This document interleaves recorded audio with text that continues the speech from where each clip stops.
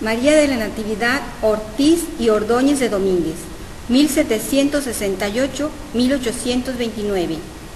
Personaje de la Independencia, nació el 8 de septiembre de 1768, en la ciudad de Valladolid, actual Morelia.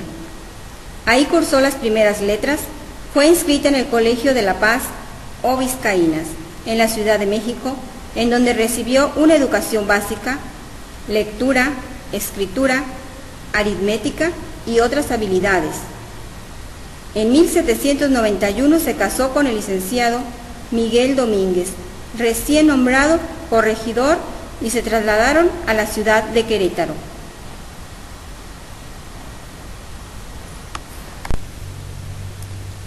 Miguel Hidalgo y Costilla.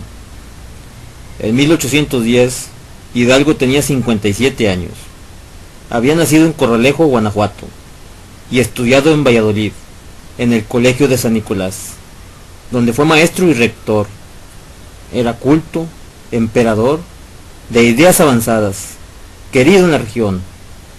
Le preocupaba que la gente viviera mejor y enseñó a sus fieles a cultivar la vid, crear gusanos de seda, construir canales de riego, montar fábricas de loza y de ladrillos, y talleres de distintas clases.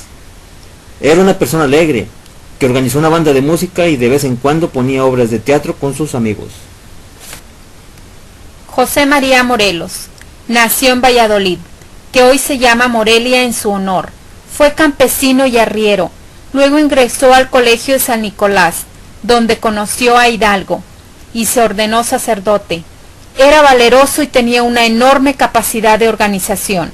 Por su genio militar fue llamado Rayo del Sur en 1814.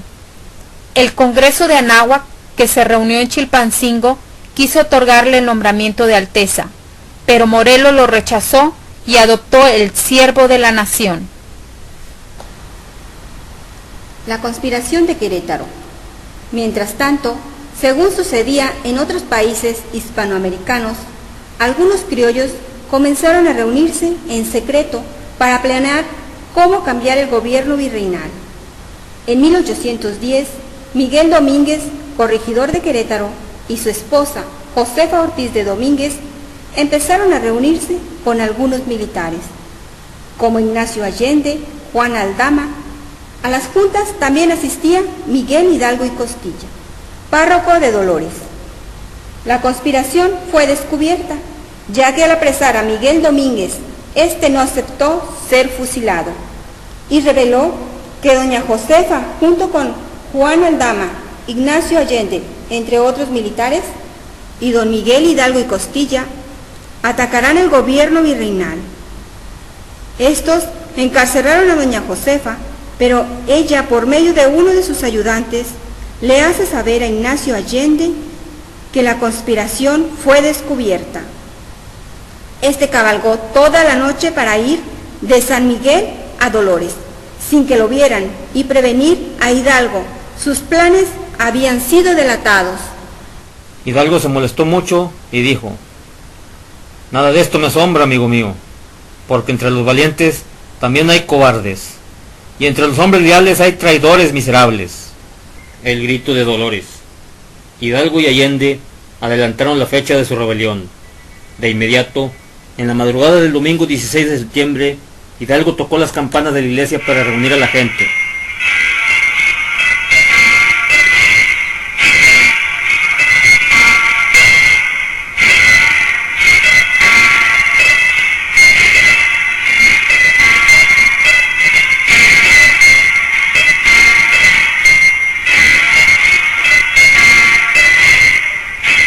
Les recordó las injusticias que sufrían y dijo: ¡viva la Virgen de Guadalupe!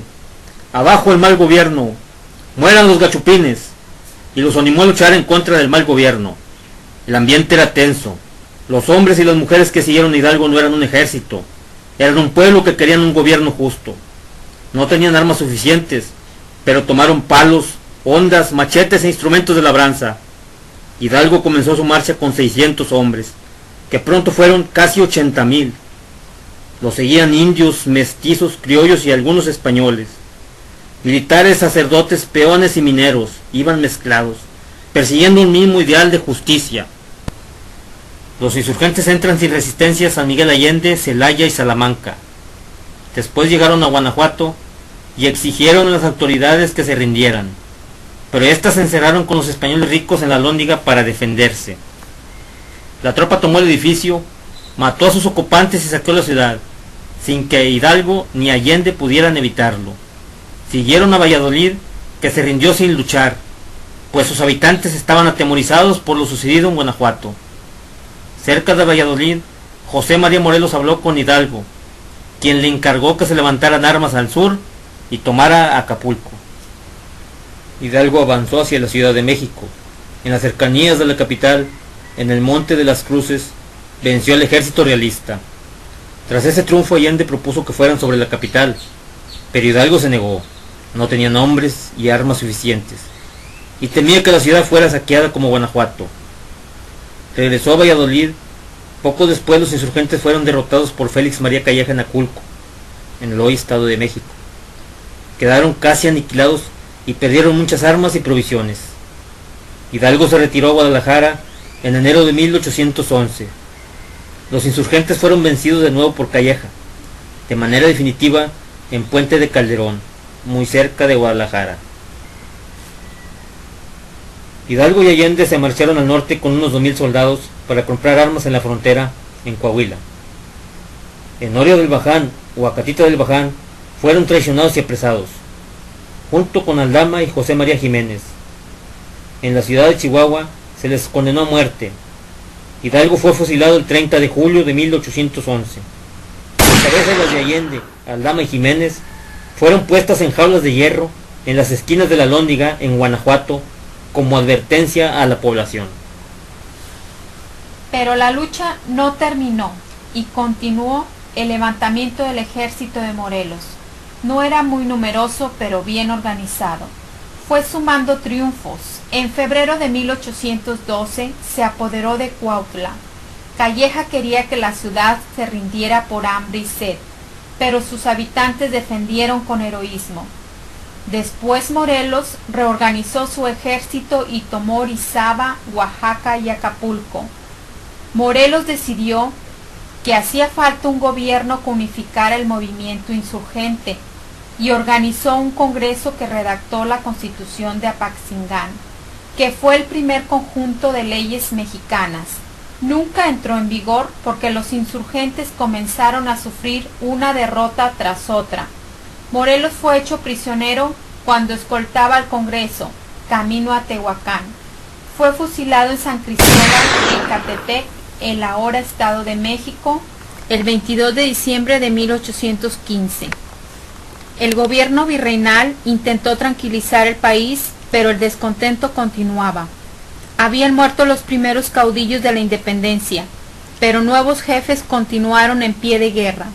Nicolás Bravo, Pedro Moreno, Guadalupe Victoria y Vicente Guerrero. ¡Viva México! ¡Vivan las fiestas patrias! México es un gran país y debemos sentirnos orgullosos de que sea nuestra patria, libre e independiente. Nada nos hace más orgullosos que sentirnos mexicanos, y que ese sentimiento que nos mueve día con día explota jubiloso para gritar un ¡Viva México!